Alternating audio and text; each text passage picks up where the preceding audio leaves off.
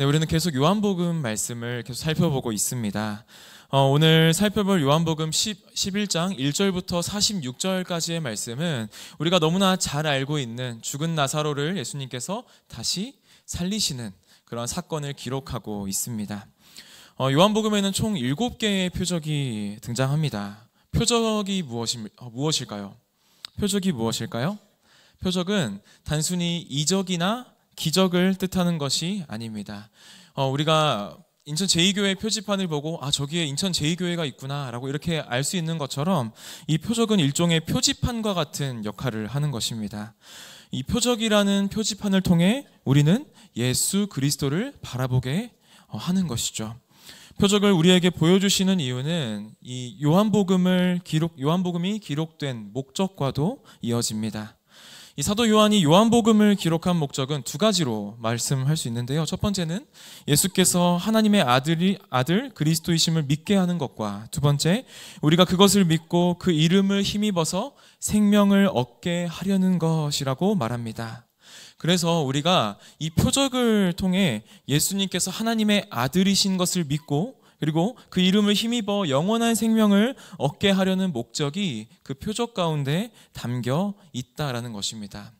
그래서 오늘 요한복음 강의 26번째 시간까지 우리가 달려오면서 물을 포도주로 바꾸시고 바다 위를 걸으시고 또 38년 된 병자를 고치시는 등 이 6가지의 표적을 우리가 살펴보면서 예수 그리스도께서 하나님의 아들이심을 믿는 믿음이 더 깊어지는 시간을 우리가 지금까지 가져왔습니다. 물론 모든 표적이 다 중요하지만 우리가 오늘 나사로를 살리시는 이 표적이 특별한 이유는 이 죽은 나사로를 살리신 사건이 곧 예수님의 순환 이야기로 넘어가는 전환점이 되면서 이 표적이 끝난 후에 곧장 예수님의 죽음으로 이어지기 때문입니다. 그래서 오늘 살펴보는 죽은 나사로를 살리시는 이 예수님의 표적을 통하여서 우리가 예수 그리스도께서 하나님의 아들이심을 믿는 믿음이 더욱 굳건해지고 그 이름을 힘입는 생명이 우리 안에서 강하게 역사하게 되기를 주님의 이름으로 소망합니다. 네, 오늘 말씀에는 나사로라는 인물이 등장합니다. 이 나사로는 어떤 인물이었을까요? 예수님께서 이 공생의 기간 동안 예루살렘에 머무실 때가 종종 계셨는데 그때 머물렀던 집의 주인이 바로 나사로입니다.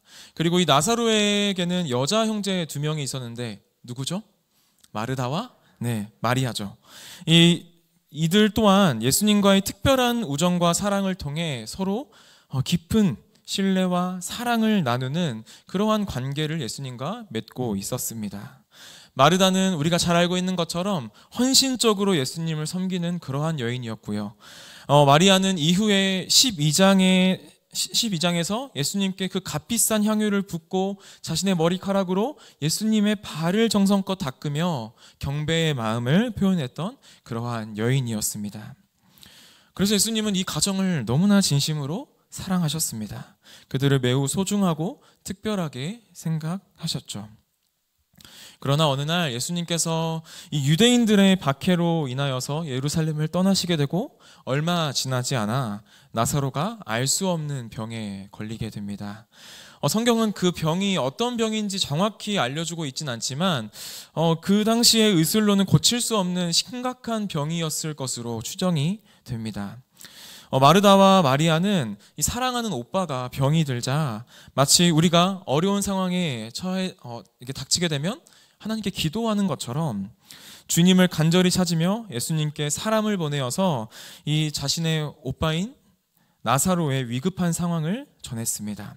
왜냐하면 이들의 마음 가운데에는 예수님께서 자신들에게 얼마나 큰 사랑을 가지고 계신지 알았기 때문에, 그리고 기꺼이 나사로를 위해 도움을 주실 분이라는 것을 믿고 있었기 때문에 이 마르다와 마리아는 예수님께 곧바로 사람을 보내 도움을 요청했던 것입니다. 이렇게 사랑하는 사람이 심각하게 병들었다는 소식을 들었을 때 특히 내가 그 병을 고칠 수 있는 능력을 가지고 있다면 누구라도 지체하지 않고 소식을 듣자마자 그곳으로 달려가는 것이 저와 여러분들이 생각하는 자연스러운 반응일 것입니다. 예수님께서도 그들이 전한 소식을 듣자마자 즉시 나사로에게로 달려가실 것이라는 기대를 마리아와 마르다도 동일하게 품고 있었을 것 같습니다.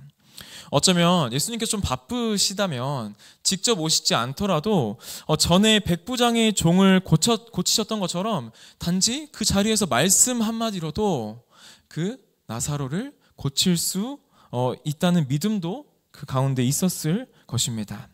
왜냐하면 그들은 이미 예수님의 기적을 목격하고 또 믿고 있었기 때문에 예수님께서 반드시 그 간구에 응답해 주실 것이라는 그 소망을 가지고 있었던 것이죠. 하지만 오히려 오늘 본문을 봤을 때 예수님의 반응은 어떻습니까? 우리의 모든 기대와 예상을 깨고 예수님께서는 그들의 기대와는 다르게 그곳에 바로 가시나요? 가지 않으시나요? 가지 않으십니다. 오히려 어떻게 하시죠? 머물고 계시던 곳에 이틀을 더 머무셨습니다. 제자들도 이것을 좀 이상하게 여겼을 것입니다. 예수님께서 그렇게 사랑하셨던 사람 마리아와 마르다와 그의 오빠인 나사로가 병들어 위급한 상황에 처했음에도 불구하고 예수님은 무언가 그 기다리는 듯이 이틀을 더 그 자리에 머물러서 기다리셨던 것입니다. 우리가 이 부분에서 5절과 6절의 말씀을 유심히 더 살펴볼 필요가 있는데요. 우리 5절과 6절 말씀을 같이 한번 읽어보도록 하겠습니다. 예수께서 본래 마르다와 그 동생과 나사로를 사랑하시더니 나사로가 병들었다 함을 들으시고 그 계시던 곳에 이틀을 더 유하시고. 아멘. 이 개역개정에는 생략되어 있지만 좀 흥미로운 것은 원어 성경으로 보면요, 이 5절과 6절 사이에 빠진 글자가 있습니다. 바로 그러므로라는 말이 빠져 있습니다. 그래서 우리가 5절, 6절 사이에 그러므로라는 말을 넣어서 우리 다시 한번 더 읽어보도록 하겠습니다. 시작. 예수께서 본래 마르다와 그 동생과 나사로를 사랑하시더니 그러므로 나사로가 병들었다 함을 들으시고 그 계시던 곳에 이틀을 더 유하시고. 아멘. 이것은 무슨 의미일까요? 예수님께서 그 이틀을 더 지체하셨던 이유가 무엇 때문이라는 것이죠? 그들을 사랑하셨기 때문에 지체하셨다라는 의미가 되는 것입니다. 뭔가 알쏭달쏭하죠. 알 듯 모를 듯 하는 그러한 의문이 우리 가운데 생겨납니다. 여기서 우리가 의문을 품을 수 있는 지점은 왜 예수님께서는 사랑하시는 나사로가 병들었다는 소식을 들으시고도 왜 곧바로 달려가지 않으셨는가입니다. 그리고 왜 사랑하시기 때문에 이틀을 더 그곳에 유하셨냐는 것이죠. 결국 예수님은 자신이 죽을 위험에 처할 것을 아시고도 이틀 뒤에 그곳에 가시나요? 가시지 않으시나요? 베다니에 가십니다. 오히려 그들이 가장 필요할 때 주님은 지체하셨던 것입니다. 우리가 보기에 지체된 것처럼 보이지만 이 지체하심이 결코 우연한 일이 아님은 성경은 밝히 알려주고 있습니다. 바로 예수님께서는 이 나사로의 병을 하나님의 영광이라는 더 큰 관점에서 보고 계셨기 때문입니다. 우리 4절 말씀을 함께 읽어볼까요? 4절 말씀입니다. 시작. 이 병은 하나님의 영광을 위함이요 하나님의 아들이 이로 말미암아 영광을 받게 하려 함이라 하시더라. 아멘. 이 말씀에서 우리는 예수님이 이 나사로의 병을 단순히 치유할 그 개인적인 문제로만 여기지 않으시고 그것을 통해 하나님의 더 큰 영광이 드러나기를 계획하셨다라는 점을 우리는 발견할 수가 있습니다. 예수님께서는 이 나사로의 병을 하나님의 영광이 드러나게 되는 때로 보고 계셨던 것이죠. 그렇기 때문에 이 나사로의 병과 죽음은 단지 이 나사로 개인적인 문제가 아니었습니다. 이 사건은 예수님께서 곧 맞이하실 십자가의 길을 예표하는 사건이자 예수님이 진정으로 메시아이시며 죽음조차 이길 수 있으신 그 권능을 가지고 계신 분이시라는 것을 드러내기 위한 하나님의 계획이 담긴 사건이었다라는 것입니다. 이 사건을 통해 예수님은 하나님의 아들로서 또 죽은 자를 살릴 수 있는 권세를 가지고 계신 유일한 메시아이심을 확증하시는 것이죠. 그러므로 예수님의 지체하심은 오히려 이 사건을 통해 더 크고 분명하게 하나님의 영광을 드러내기 위한 것임을 우리는 기억해야 한다라는 것입니다. 사랑하는 성도 여러분, 우리도 종종 이 마르다와 마리아처럼 그 인생의 절박한 순간순간에 주님을 간절하게 찾습니다. 그 상황이 너무나 절박하고 어려워서 하나님의 즉각적인 응답이 너무나 간절하게 필요하죠. 그러나 하나님께서는 우리의 기대와 달리 때로는 침묵하십니다. 응답이 지체되는 것처럼 느껴질 때가 오히려 더 많이 있습니다. 주님이 그때 나와 함께 하셨더라면, 그 일이 나에게 일어나지 않았더라면 하며 아쉬움이 남는 것이죠. 하지만 우리가 반드시 기억해야 할 것은 하나님께서는 우리가 생각하는 그 기대보다 더 크고 완벽한 계획을 가지고 계시며 우리보다 앞서가시며 더 멀리 내다보며 일하고 계신다는 사실입니다. 하나님께서는 우리보다 먼저 우리의 필요를 잘 아시는 분이십니다. 그리고 우리의 마음과 형편을 깊이 이해하시는 분이시죠. 예수님께서 나사로의 가정을 진심으로 사랑하셨기 때문에 그들의 아픔을 결코 외면하지 않으셨던 것처럼 말입니다. 그러나 나사로의 병에 대해서 지체하신 이유는 단순히 그 가정을 사랑하셨기 때문만은 아닙니다. 그 지체하심이 더욱 근본적으로는 하나님의 영광을 드러내는 사건이었기 때문이죠. 사랑하는 성도 여러분, 이 나사로를 살리시는 이 표적은 예수님께서 단지 그 인간의 필요를 채워주시기 위한 기적이 아니라 하나님 아버지의 놀라운 계획과 영광을 드러내기 위함이었기 때문에 지체하셨다라는 것을 우리는 기억해야 합니다. 우리에겐 지체함이지만 하나님의 시간표 안에서는 완전함이었습니다. 예수님은 나사로를 다시 살리심으로써 자신이 죽음을 이기고 생명을 주시는 하나님의 아들이심을 명확하게 드러내셨고 결국 이를 통해 하나님의 영광이 크게 나타나게 하셨던 것입니다. 우리는 이 말씀을 통하여서 하나님의 깊은 계획과 섭리를 신뢰하는 법을 배워갑니다. 우리 눈에는 응답이 지체되는 것처럼 보이지만 그 지체됨은 하나님의 완전한 때를 위한 준비 과정이라는 것이죠. 하나님께서는 오직 자신의 영광을 위해서 일하시며 이를 통해 우리의 삶을 깊고 또 놀랍게 인도해 나아가신다는 것입니다. 우리가 하나님께 기도할 때 때로는 이해되지 않은 지체함이 그 가운데 있을지라도 그 지체함 안에 하나님의 계획이, 하나님의 영광이 숨겨져 있다는 사실을 기억하며 하나님의 뜻을 신뢰하는 우리 모두가 되기를 주님의 이름으로 소망합니다. 하나님께서 우리의 삶을 통해 이루실 더 크고 선하신 계획, 그리고 그분의 영광을 기대하며 믿음으로 나아가는 우리가 되기를 주님의 이름으로 소망합니다. 예수님께서는 그 지체하심을 이제 마치시고 드디어 발걸음을 나사로가 병든 나사로가 있는 베다니로 옮겨갑니다. 하지만 나사로는 이미 어떠한 상태였을까요? 이미 죽음을 맞이한 상태였습니다. 그를 위한 빈소가 마련되어서 조문객들이 이렇게 드나들고 죽음을 맞이한 지 벌써 나흘이나 되어서 시체 썩는 냄새가 그 무덤에서 막 흘러나오는 그러한 상황이었던 것입니다. 당시 유대인들의 민간 신앙에는 어떤 믿음이 있었냐면요, 죽은 사람의 영혼이 사흘 동안, 이 3일 동안에는 완전히 떠나지 않고 그 곁에 머물며 지내다가 그 기간 내에 다시 살아날 가능성이 있다고 믿었습니다. 그렇기 때문에 나사로가 죽은 지 4일이 되었다는 것은 어떤 의미일까요? 그가 다시 살아날 가능성이 있다는 것일까요? 없다는 것일까요? 없다는 것입니다. 아예 없다는 것입니다. 최종적인 죽음을 맞이했다라는 것이죠. 이제 그들의 눈에는 나사로가 살아날 조금의 가능성도 이제는 없는 것입니다. 되살아날 가능성이 완전히 없는 것이죠. 이렇게 죽음의 슬픔으로 가득 차 있는 장례식에 예수님은 드디어 오셨습니다. 그리고 눈물을 흘리는 마리아와 마르다와 또 그곳에 모여있는 유대인들이 우는 것을 보시면서 슬퍼하셨습니다.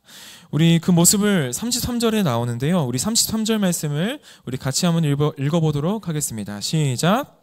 예수께서 그가 우는 것과 또 함께 온 유대인들이 우는 것을 보시고 심령에 비통히 여기시고 불쌍히 여기사. 아멘. 예수님은 그 울고 있는 그 무리들을 보시고 심령에 비통히 여기시고 그들을 불쌍히 여기셨습니다. 이 심령의 비통히 여기시고라는 말을 원어로 살펴보면요, 이렇게 힝하는 그 말이 콧숨을 거세게 몰아내다, 성나서 으르렁거리다라는 뜻을 가지고 있고요. 불쌍히 여기셨다는 말은 감정적인 동요, 괴로움으로 인한 심적인 동요를 지금 겪고 계시다라는 것으로 해석할 수가 있는 것이죠. 한마디로 예수님은 그들이 우는 모습을 보시고 막 몸이 지금 떨릴 만큼이나 분노하시면서 마음이 괴로우셨다라는 것을 의미합니다. 그런데 제가 이 말씀을 묵상하면서요, 한 가지 의문이 들었던 것은, 예수님께서는 적어도 1시간 안에 어떤 표적을 일으키실 예정이실까요? 어떤 표적을 일으키실 예정이시죠? 죽은 나사로를 살리실 예정이십니다. 그리고 그것을 예수님은 알고 계셨을까요? 모르고 계셨을까요? 예수님은 그 표적을 일으키실 것을 알고 계셨을 것입니다. 여러분들이 만약 예수님의 상황이시라면 어떤 마음이 드실 것 같으신가요? 내가 죽은 자를 살릴 능력이 있고 그 일을 행하면 지금 슬픔으로 가득했던 장례식은 놀라움과 기쁨으로 완전히 뒤바뀌게 될 것을 내가 알고 있다면 여러분들은 어떠한 감정을 가지시겠습니까? 우리가 그것을 생각한다면 예수님이 지금 느끼고 계시는 감정은 어쩌면 좀 이상하게 다가옵니다. 게다가 나사로가 죽는 것이 하나님의 영광을 위한 것이라면 적어도 슬픔을 느끼지는 않았을 것 같습니다. 후에 오히려 하나님께서 영광 받으실 것과 함께 누릴 기쁨을 더 생각했을 것 같습니다. 그런데 왜 예수님은 몸이 떨릴 만큼이나 분노하시면서 마음이 괴로우셨던 것일까요? 단순히 슬퍼하고 있는 그 유가족의 감정에 공감하는 정도의 눈물을 흘리셨던 것일까요? 우리가 너무나 잘 알고 있는 칼빈은 예수님께서 이처럼 큰 괴로움과 비통함을 느끼신 이유를 이렇게 설명합니다. 죄로 인해 생긴 질병과 죽음, 그리고 죄가 이 세상에 가져다준 황폐함이 그분의 마음을 이처럼 심하게 동요한 것이다. 다시 한번요. 죄로 인해 생긴 질병과 죽음, 그리고 죄가 이 세상에 가져다준 황폐함이 그분의 마음을 이처럼 심하게 동요한 것이다 라고 이렇게 이 구절을 해석했습니다. 예수님은 여전히 이 미친 말처럼 죄와 사망이 날뛰며 사람들, 특히 사랑하는 마리아와 같은 일들을 극심한 슬픔과 절망으로 몰아가고 있는 그 사망의 권세에 끓어오르는 분노를 지금 느끼고 계시는 것이죠. 죄와 사망은 단순히 나사로만의 문제가 아니었습니다. 그것은 마르다의 문제였고 마리아의 문제였으며 그 자리에 모인 모든 유대인들의 문제였고 바로 이 자리에 모인 우리 모두의 문제이기도 합니다. 죄의 삭신 사망의 권세는 모든 사람을 올가매며 그들 스스로는 결코 벗어날 수 없는 인간에게 가장 비참하고 절망적인 상태를 우리에게 선사하는 것이죠.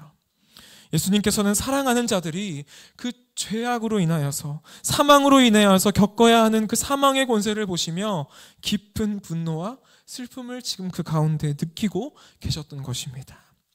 그분이 사랑하시는 자녀들을 고통 속으로 몰아넣는 그 사망의 권세에 맞서 예수님은 몸이 떨릴 정도로 격한 감정을 느끼고 계셨던 것입니다. 사랑하는 성도 여러분, 예수님께서는 분명히 우리의 연약함을 동정하시는 분이시지만 단순히 우리의 상황을 동정하는 눈물만 흘리시는 것이 아닙니다.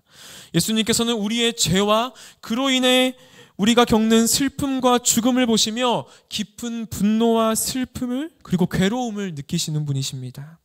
예수님께서는 우리가 죄로 인해 겪는 그 절망과 고통을 결코 당연하게 여기시지 않으신다라는 것입니다. 오히려 그분은 우리를 위해 십자가의 길을 걸으심으로써 죄와 사망의 권세를 완전히 끊으시고 우리를 자유하게 하시는 분이십니다.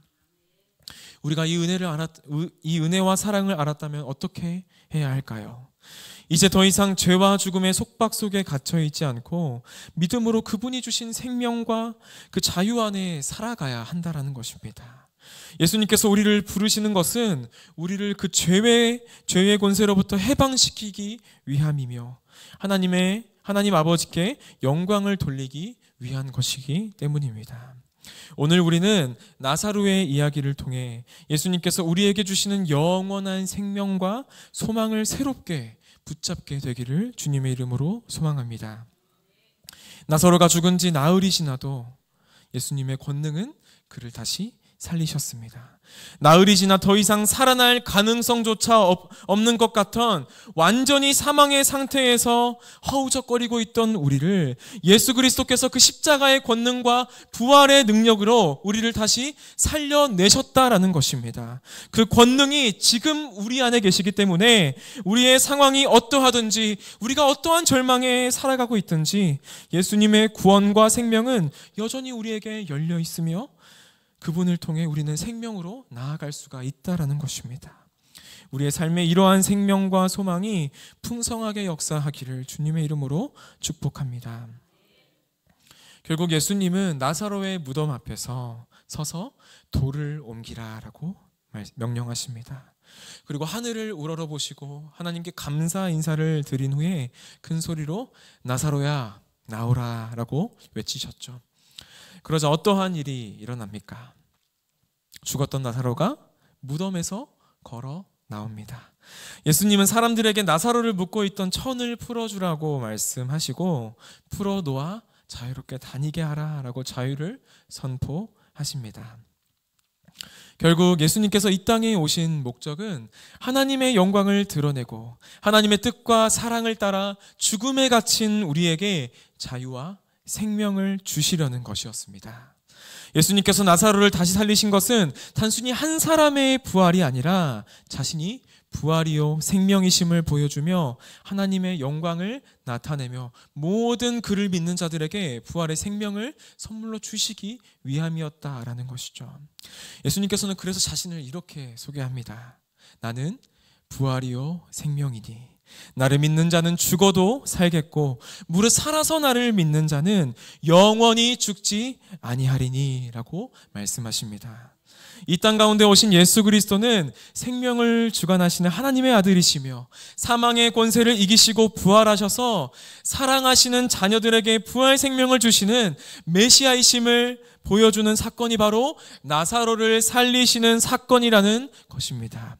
그래서 죽은 나사로를 살리신 사건은 결국 예수 그리스도를 보여주는 우리가 표지판과 같은 역할을 한다라는 것이죠. 사랑하는 성도 여러분, 예수 그리스도께서 부활의 첫 열매가 되어 주셨습니다. 첫 열매가 되셨다는 것은 어떤 의미일까요? 구약에서 첫 열매를 드리는 예배가 있었습니다. 제사가 있었습니다. 구약에서는 첫 열매를 드리면서 하나님께 감사하며 바치는 추수의 만물을 드렸는데요. 그러나 이것은 헌금의 의미일 뿐만 아니라 그 후에 추수할 모든 것에 대한 나머지에 대한 보장과 증표와 또 전체 수확물에 대한 보장이라는 의미를 담고 있습니다. 첫 것을 드리면서 그 후에 거둬지는 열매들도 모두 하나님께서 주실 것이라는 그 확증의 증표로 첫 것을 하나님 앞에 드렸던 것이죠.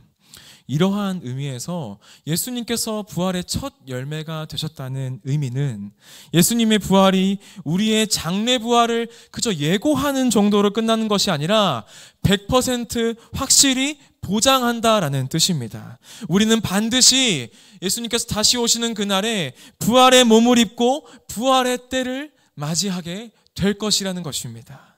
그러나 부활은 단지 미래에만 이루어질 일이 아닙니다. 예수님께서 나사로를 다시 살리신 이유는 부활이 단지 그 마지막 날에 있을 미래의 일뿐만이 아니라 지금 현재에도 우리에게 실제로 역사하고 있음을 알려주기 위함이었죠. 마르다에게도 사실 부활 신앙이 있었습니다. 마르다가 무엇이라고 고백하냐면 마지막 날 부활 때에는 다시 살아날 것이라 라고 고백하면서 이 부활에 대한 믿음이 있었던 것으로 보입니다. 그러나 이 마르다의 믿음은 반쪽짜리 믿음이었습니다. 마르다에게 부활은 그저 마지막 날에 있을 미래의 사건에 불과했던 것이죠. 그러한 미래의 사건이 현재에 영향을 줄 수 있을까요? 현재에 영향을 주지 못합니다. 그러나 예수님께서는 무엇이라고 말씀하십니까? 살아서 나를 믿는 자는 영원히 죽지 않는다라고 말씀하십니다. 살아있는 우리가 예수 그리스도를 믿으면 우리 안에 무엇이 있다라는 말씀이시죠? 영원한 생명이 있다라는 말씀이십니다. 예수님을 믿으면 우리가 지금 이 땅에서도 부활 생명, 영원한 생명을 가지고 살아갈 수 있다라는 것이죠. 팀 켈러 목사님은 이 부활을 입다라는 그의 책에서 부활의 확실함을 영수증에 비유했습니다. 만약 우리가 백화점에서 어떤 물건을 사고 계산을 마쳤는데 출구에서 갑자기 보안 요원이 다가와서 길을 딱 막고 혹시 이거 결제하셨나요? 물어본다면 우리는 어떻게 할 수 있을까요? 그 물건, 네, 말씀해 주셨는데 그 물건을 샀던 영수증을 당당하게 꺼내서 보여줄 것입니다. 그렇게 보여주면 어떤 일이 일어날까요? 그 막혔던 손이 풀리게 되고 우리는 자유롭게 그 백화점 문을 열고 나갈 수가 있게 된다라는 것이죠. 이처럼 예수님의 부활은 하나님께서 우리의 인생에 대해서 완전히 지불되었다라는 도장을 찍으신 사건이라는 것입니다. 죄의 대가는 이미 예수님의 부활로 완전히 지불이 되었습니다. 그리고 우리는 더 이상 이 죄의 빚에 얽매인 삶을 살아가지 않습니다.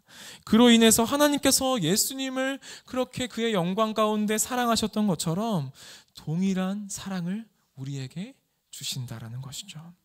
이제 부활을 믿음으로 우리는 죄와 수치에 얽매이지 않고 하나님 안에서 자유롭게 또 담대하게 살아갈 힘을 얻게 되었습니다. 그래서 주님을 믿는다는 것은요, 단순히 그분을 알고 따르는 것에 그치지 않습니다. 그분이 부활이자 영원한 생명이심을 온전히 신뢰하는 것, 그것이 믿음인 것이죠.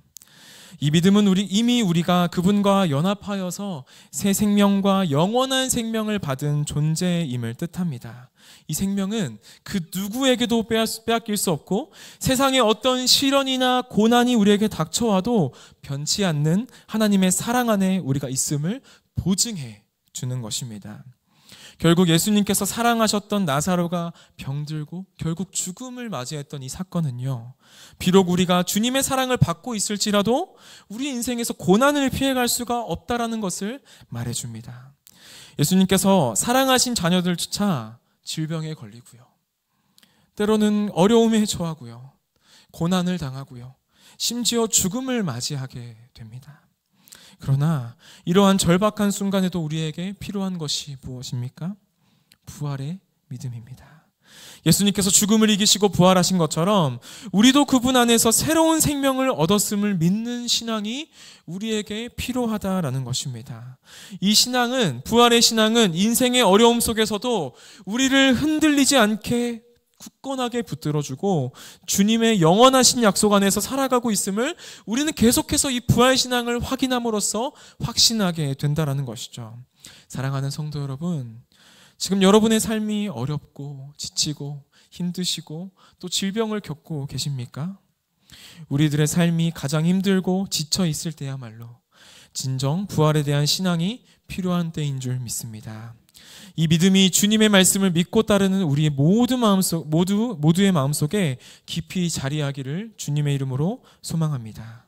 부활의 생명이신 주님과 연합함으로 고난과 죽음 앞에서도 흔들리지 않는 영원한 소망을 품는 우리가 되기를 주님의 이름으로 소망합니다.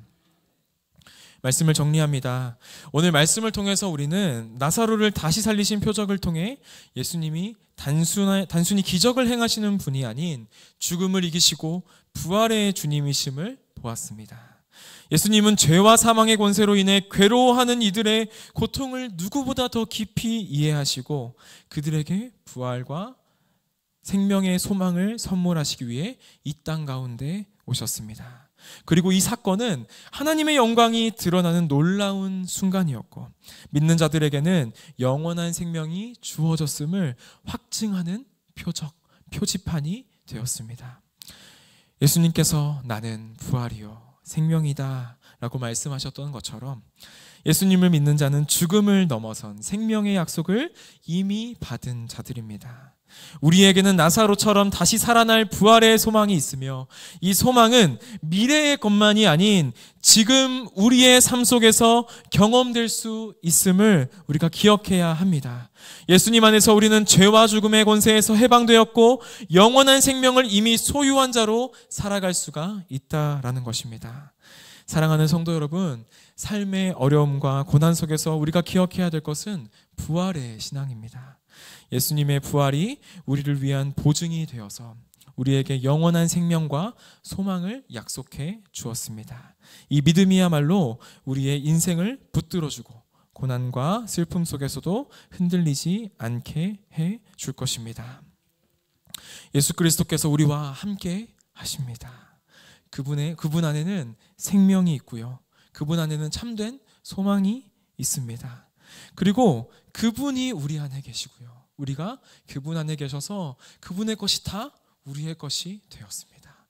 그분의 부활이 나의 것이 되었습니다. 그분의 영원한 생명이 우리의 것이 되었습니다. 부활의 주님을 의지하며 담대히 살아가는 우리 모두가 되기를 주님의 이름으로 축복합니다. 아멘.